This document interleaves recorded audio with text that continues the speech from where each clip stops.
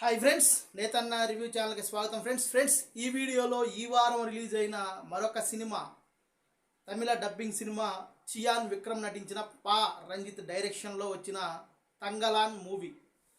ఈ మూవీ అయితే ఈరోజు చూడటం జరిగింది. నేను అంటే ఒకరోజు లేటుగా చూశాను. దానికి కారణం ఏంటంటే నాకున్న పరిస్థితికి, అంటే నేను చేనేతనే మగ్గం నేర్చుకునేవాడిని కనుక ఒక రోజుకి ఒక్క సినిమాకి మాత్రమే సమయాన్ని కేటాయించగలను.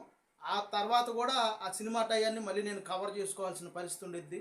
కనుక ఒకే రోజు 2-3 సినిమాలు రిలీజ్ అయితే చూడటం నాకు చాలా కష్టం. ఏదైనా పండగ సందర్భం అలాంటి సందర్భాల్లో అయితే నేను చూడగలనేమో, కానీ మిట్టయ్యాళ్ళు అయితే చూడలేను. ఒక రోజుకి ఒక సినిమా మాత్రమే చూడగలను. కనుక నిన్న ఒక సినిమా, మొన్న ఒక సినిమా చూశాం కాబట్టి ఆ 2 సినిమాల రివ్యూలు చెప్పేశాను. మన తెలుగు సినిమా డబుల్ స్మార్ట్, అలాగే మిస్టర్ బచ్చన్ సినిమాల గురించి. మరి ఈరోజు విక్రమ్ నటించిన తంగలాన్ సినిమాని అయితే ఇప్పుడే చూడటం జరిగింది. మరి సినిమా ఎలా ఉంది, హిట్టా ఫట్టా అనే వివరాలు ఇప్పుడు మాట్లాడుకుందాం. ఫ్రెండ్స్ అంతకంటే ముందుగా ఈ వీడియో చూసి మీరు కనుక సినిమాకి వెళ్ళటం జరిగితే, ఒకవేళ సినిమా చూసి వచ్చిన వాళ్ళు కనుక ఈ వీడియో చూస్తే తను పర్ఫెక్ట్గా రివ్యూ చెప్పాడు అని మీకు అనిపిస్తే ఖచ్చితంగా మా నేతన్న రివ్యూ ఛానల్ని సబ్స్క్రైబ్ చేసుకోండి.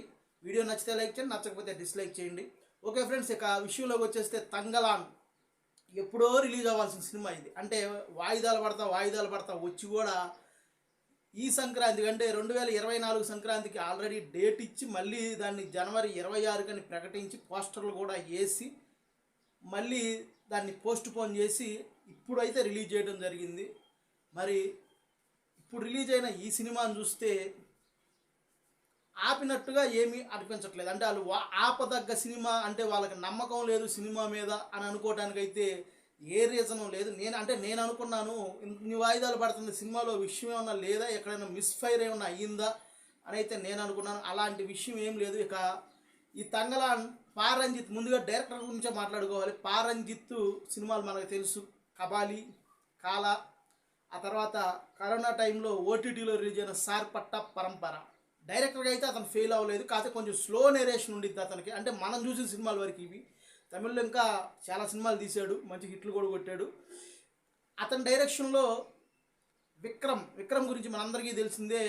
ఎలాంటి క్యారెక్టర్నైనా చేయగల నటుడు ఉన్నాడంటే కమల్ హాసన్ గారి తర్వాత ఇతను ఒక్కడ మాత్రమే. అంటే డిఫరెంట్ క్యారెక్టర్ కోసం బరువు పెరగాలన్నా తగ్గాలన్నా ఎలాంటి పరిస్థితుల్లోనైనా రోల్ చేయాలి అంటే అది ఇప్పుడున్న నటుల్లో విక్రమ్ గారు ఒక్కరే అని మనం ఖచ్చితంగా చెప్పుకోవచ్చు. అంటే ముందు వరుసలో ఉంటాడు అని అయితే మనం ఖచ్చితంగా చెప్పుకోవచ్చు. ఇక ఈ తంగలాన్ కథ ఏంటి ఫ్రెండ్స్? కథ నేను ఎప్పుడు పాయింట్ మాత్రమే చెప్తాను, మిగతాది ఏది చెప్పను. ఎందుకంటే సినిమా చూస్తానికి మీరు వెళ్ళినప్పుడు నేను ఏ రివ్యూ చెప్పినా కానీ పాయింట్ మాత్రమే చెప్తాను, మెయిన్ దాన్ని రివీల్ చేయను. ఎందుకంటే మీరు సినిమా చూస్తానికి వెళ్ళినప్పుడు ముందే కథ తెలుసుకొని వెళ్తే అంతగా ఎగ్జైట్ అవ్వరు అని అయితే నా పర్సనల్ ఫీలింగ్. కనుక నా రివ్యూ ఇలానే ఉండేది, కథ జస్ట్ పాయింట్ మాత్రమే చెప్తాను. మరి తంగలాన్ పాయింట్ ఏంటి ఫ్రెండ్స్? ఇది బ్రిటిష్ కాలంలో 1850 సంవత్సరంలో జరిగే కథ తంగలాన్. ఈ కథ ఏంటంటే ఒక పల్లెటూరులో ఒక వ్యవసాయం చేసుకునే వ్యక్తిగా మన హీరో కనపడతాడు. తను పండించుకున్న పంట రేత్రికి రేత్రి తగలబడిపోతుంది. కానీ పొద్దున్నే శిస్తు కట్టాలని చెప్పి దాన్ని కూడా స్వాధీనం చేసుకుంటారు భూస్వాములు. ఇలాంటి పరిస్థితుల్లో అతనికి ఒకసాట, అంటే వాళ్ళకి ఒకసాట బంగారం ఉందని ఆ బ్రిటిష్ దొరలకు తెలిసిద్ది. మీకు మమ్మల్ని ఆ బంగారం తెచ్చిస్తే మీకు ఎక్కువ మొత్తంలో డబ్బు ఇస్తాము అని ఆశ చూపేదానికి వీళ్ళు మా పొలాల్ని, మా ఆస్తుల్ని, అంటే మేము బతకటానికి అవకాశం వచ్చింది కదా అని, అక్కడ అతీంద్రియ శక్తులు ఉన్నాయి, అక్కడికి బంగారం కోసం వెళ్ళిన వాళ్ళు ఎవరైనా కానీ ప్రాణాలతో తిరిగి రారు, అక్కడ ఒక మాంత్రికురాలు ఉండిద్ది, ఆమె ఆ నిధిని మొత్తాన్ని కాపాడుతుంటుంది అని తెలిసినా కానీ ప్రాణాలు తెగించి హీరో అయితే వెళ్ళడానికి హీరో అండ్ గ్రూపు సిద్ధమవుతారు.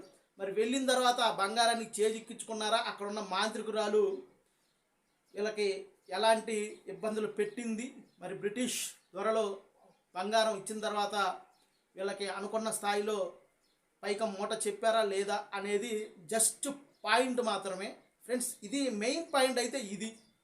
మరి ఎలా తీశారు, ఎవరెలా చేశారు అంటే ఫ్రెండ్స్, ముందుగా ఈ సినిమాలో మనం మాట్లాడుకోవాల్సింది డైరెక్టర్ అండ్ విక్రమ్ గురించి. ముందుగా డైరెక్టర్ గారు ఈ కథని చాలా స్టడీ చేసి రాసుకున్నట్టుగా అయితే మనకు తెలుస్తుంది. ఎందుకంటే ప్రతి ఒక్క అంశానికి కూడా ఎక్కడ వంక పెట్టడానికి లేదు అన్నట్టుగా అయితే రాసుకున్నాడు. చాలా స్టడీ చేశాడు సినిమా కోసం. ఎందుకంటే మనకి చాలా అంశాలు టచ్ చేశాడు ఇందులో. మనకి కొన్ని వివాదాస్పద అంశాలు, అంటే ఇప్పుడు కొన్ని వివాదంగా మారిన అంశాన్ని కూడా ఆ రోజుల్లో జరిగిన పరిస్థితులకు అనుకూలంగా తీసి దాన్ని సున్నితమైన అంశాన్ని కూడా సున్నితంగానే దానికి జవాబు చెప్పాడు. అంటే అదేంటో నేను చెప్పను కానీ డైరెక్ట్గా, ఎందుకంటే ఇదే ఇప్పుడు ఏది కాంట్రవర్సీ అవుతుందో తెలియదు కాబట్టి మనం దాన్ని చెప్పకుండా చూసిన వాళ్ళకి ఒక్కోళ్ళకి ఒక్కో ఫీలింగ్ కలిగిద్ది కాబట్టి నేను ఆ విషయాన్ని రివీల్ చేయట్లేదు. ఆ సున్నితమైన అంశానికి కూడా సున్నితంగానే జవాబిచ్చాడు. ఇక ఆ రోజుల్లో కుల వివక్ష ఎలా ఉండిద్ది అనే దాన్ని కళ్ళకు కట్టినట్టుగా చూపించాడు. ఇక వీళ్ళ పరిస్థితులు, ట్రైబుల్స్ అంటే ఈ గిరిజనులు ఉండే పరిస్థితులు ఏంటంటే వీళ్ళకి ఒంటి మీద బట్టలు ఉండవు. ఆ పరిస్థితులను ఎలా చూపించాడంటే అద్భుతంగా. అసలు మనం ఆ శతాబ్దంలోకి వెళ్ళిపోయామా, ఆ 1880లోకి, ఆ తర్వాత మళ్ళీ కొన్ని సంవత్సరాలు ఫ్లాష్ బ్యాక్ కూడా వెళ్తాము. ఆ పరిస్థితులకు కూడా అద్భుతంగా తీశాడు. ముందుగా మనం డైరెక్టర్నే మెచ్చుకోవాలి. ఎందుకంటే అతని విజన్ ప్రతి షాట్లో కూడా మనకు కనిపించింది. ఆర్ట్ డైరెక్టర్ కూడా చాలా బాగా చేశాడు. ఇక విక్రమ్ గారి గురించి చెప్పాల్సి వస్తే సినిమా మొత్తం ఎక్కువ 99% గోచి పెట్టుకునే ఉంటాడు అతను. ఒక్క షాట్లో అంటే ఒక షాట్ మాత్రం ప్యాంటు చొక్కా వేసుకుంటాడు. అంటే వాళ్ళ బతుకులకి ప్యాంటు చొక్కా వేసుకుంటేనే అస్సలు ఏదో గొప్పతనంగా పండగలాగా ఫీల్ అయిపోయే పరిస్థితులు ఆ రోజుల్లో ఆ పరిస్థితులకి ఉన్నాయని మనకి కళ్ళకు కట్టినట్టుగా డైరెక్టర్ పారాజీ చూపిస్తే దాన్ని 100కి 1000% న్యాయం చేసి విక్రమ్ గారు ప్రతి షాట్లో కూడా విక్రమ్ గారి కష్టం కనపడింది నాకైతే మాత్రం పర్సనల్గా. ఇక ఇంకొక క్యారెక్టర్ గురించి మనం చెప్పుకోవాల్సి వస్తే మాతృరాలుగా చేసిన అమ్మాయి పేరు మాలవికనో ఏదో వేశారు, సరిగ్గా అది కరెక్ట్ కాదు తెలియదు కానీ మాలవిక అనుకుంటాం ఆ పేరు. ముందు వెనక ఏదో తోకలు ఉన్నాయి. సూపర్ అంటే సూపర్గా చేసింది. అసలు అంత బాగా చేసిందంటే అంత బాగా చేసింది. విక్రమ్ గారితో పోటీ పడి చేసిందని మనం అయితే అనుకోవచ్చు. విక్రమ్ గారి తర్వాత అంత గొప్పగా ఆ సినిమాలో చేసిన క్యారెక్టర్ ఏదైనా ఉన్నది చెప్పుకోదగ్గది అంటే ఆ అమ్మాయే. ఆ పశుపతి గారు కూడా ఉన్నంతలో బాగానే చేశారు. హీరో గారి భార్యగా నటించినా కూడా పిల్లల తల్లిగా కానీ, హీరో గారి భార్యగా కానీ ఆ పరిస్థితులకు తగ్గట్టు కానీ చాలా బాగా చేసింది. మిగతా మనుషులందరూ కూడా మనల్ని ఆ రోజుల్లోకి తీసుకెళ్లారు. ఆ అట్మాస్ఫియర్ అంతా కూడా ఆర్ట్ డైరెక్టర్ కాబట్టి ఆయనకు కూడా హ్యాట్స్ ఆఫ్ చెప్పాల్సిందే. రైటింగ్ రాసుకున్న రంజిత్ డైరెక్షన్ కూడా బాగా చేశాడని నాకైతే అనిపించింది. ఇక విక్రమ్ గారి గురించి ఎంత తక్కువ చెప్పుకుంటే అంత మంచిది అన్నట్టుగా కాకుండా ఎంత ఎక్కువ చెప్పుకుంటే అంత తక్కువే అన్నట్టుగా మనకు అనిపించింది. ఎందుకంటే అంత కష్టపడ్డాడు ఈ సినిమాలో. అవార్డ్స్ వస్తాయా రావా అంటే మనం చెప్పలేం కానీ నేనైతే ఈ సినిమాలో 2 అవార్డులు వచ్చే అవకాశం ఉన్నది, నేషనల్ అవార్డ్స్ అని నేనే పర్సనల్గా అనుకుంటున్నాను. ఇది మనం అనకూడదు, పర్సనల్గా అనుకుంటున్నాను. విక్రమ్ గారికి అలాగే క్యారెక్టర్ ఆర్టిస్ట్గా అంటే మాంత్రగతిగా చేసిన అమ్మాయికి ఖచ్చితంగా అవార్డ్స్ అయితే వస్తాయి అని అయితే నేను ఎక్స్పెక్ట్ చేస్తున్నాను. ఎందుకంటే చూసిన వాళ్ళు మీరు కూడా అనుకుంటారు అంత బాగా నటించారు. ఇక సినిమా విషయానికి వస్తే ఇదంతా ఒక ప్రేక్షకుడిగా నాకు అనిపించింది. కానీ ఒక కామన్ ఆడియన్గా మీకు చెప్పాలంటే ఫస్ట్ హాఫ్ వరకు సినిమా ఓకేగా ఉంది. ఇంటర్వెల్ మంచి హైప్ ఇచ్చింది. సెకండ్ హాఫ్ మాత్రం చాలా చోట్ల స్లో అయింది. సినిమా చాలా స్లోగా రన్ అయ్యిద్ది. కొన్ని సన్నివేశాలు రిపీటెడ్ సన్నివేశాలుగా మనకు అనిపిస్తుంటాయి.